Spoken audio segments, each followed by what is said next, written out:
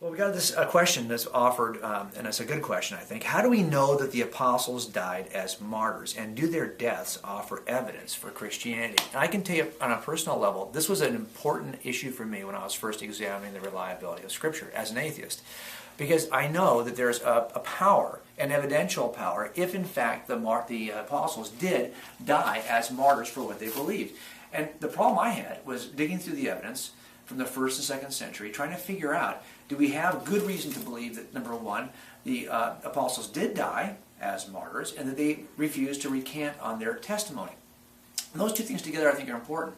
And there's a real broad range of traditions, early church traditions related to all the apostles.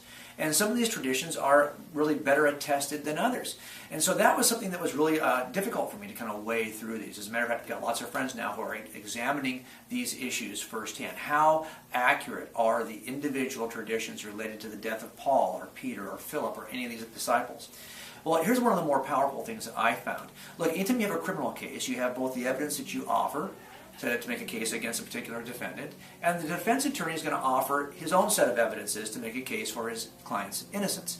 What's interesting to me is the complete and utter silence of any ancient first century testimony that describes the apostles as living a long extended life, of doing anything other than the early traditions record. So it's not just that we have a set of competing traditions, the Christian traditions where we have apostles who died as martyrs, and secular non-Christian traditions in which the apostles lived long, comfortable lives.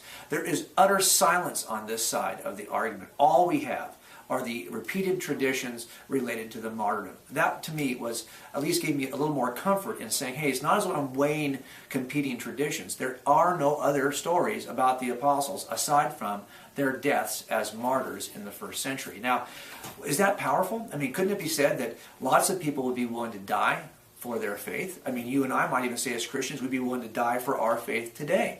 But let me tell you, if we said that was the case, that would have zero evidential value.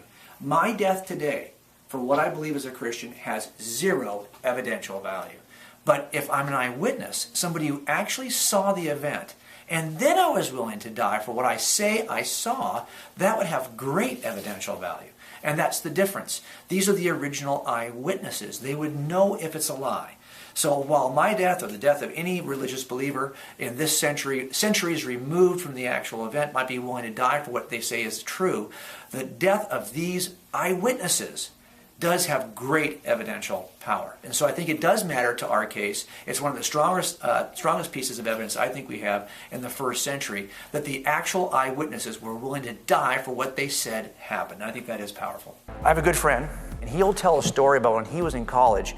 He was shaken by a professor who challenged him and didn't think Christianity was true. And do you know how he challenged him? It's pretty simple. He said, just do me a favor. Go read your 4 Gospels, just the Passion Week and all 4 Gospels, and you tell me if this is true. And so my friend, for the first time, really sat down and compared the Passion Week and all 4 Gospels, and he saw that they are not written exactly the same. And as a matter of fact, his professor made a big deal out of all the differences between each account. You can't trust, if the witnesses won't agree, then you can't trust it, right? Wrong. I was looking at the Gospels for the first time. And the one thing that didn't shake me was that they don't match. They're not the same. They're not word for word. As a matter of fact, sometimes they're 1 angel or 2 angels. They're different, right? They're all kind of different. Are they lying to you? Well, that never bothered me, because by the time I started reading the Gospels, I was already investigating cases. And I was already talking to eyewitnesses. And I'm here to tell you a little secret. You ready? Witnesses never agree. Ever. I've never had a case in which 2, 3, 4 witnesses ever agree. They don't. And I know as I'm taking these statements from these witnesses that I'm thinking to myself, oh, the defense attorney is going to have just make a lot out of this big deal that they don't agree. But this is the nature of reliable eyewitness testimony. Do you realize when I get called out on a murder scene, I only have one request of the dispatcher.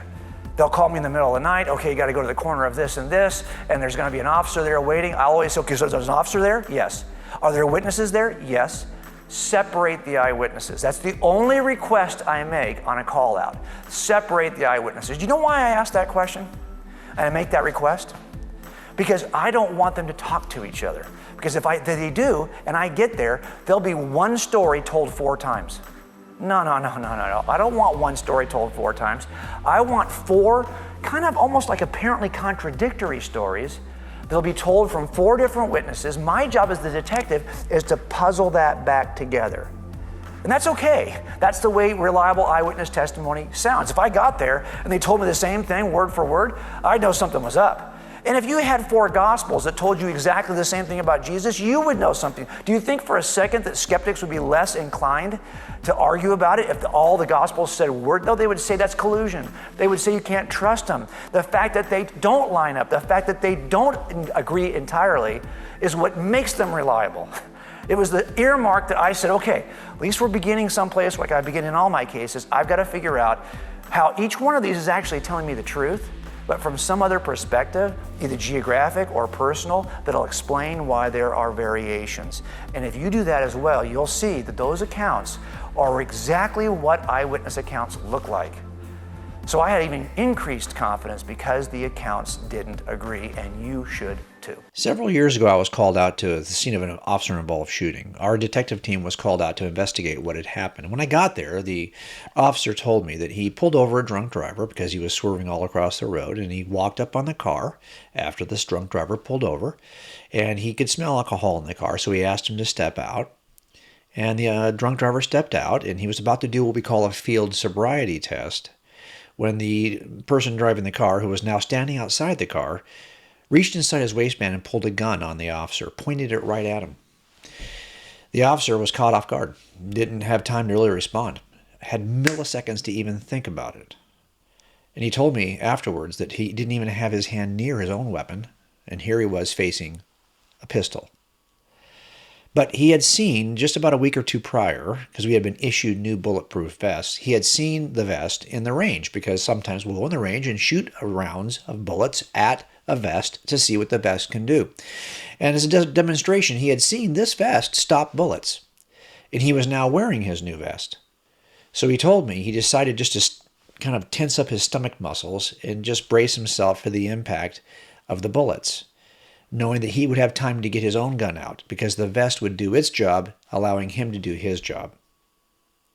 I thought at the time when he told me the story, that was crazy. But it turns out, because he had seen the vest stop bullets, he was able to stand calmly at a point of conflict. If you're wondering how you're going to stand calmly now, at a point of conflict when people don't even trust the Bible is true, well, maybe it's time to know if the vest can stop bullets. My advice for anyone who's wondering how to stand firm when it comes to the reliability of Scripture is simply to investigate it evidentially. He knew evidentially the vest could stop bullets. Do you know evidentially that the Bible is true, is reliable, is telling us the truth about something that happened in the 1st century, is telling you the truth about Jesus of Nazareth? If you want to know more about how to make that case, what the case for the Bible actually is from the perspective of a cold case detective, you can visit me. I'm J. Warner Wallace. I'm a cold case detective and a senior fellow at the Colson Center for Christian Worldview. And my work can be found at coldcasechristianity.com.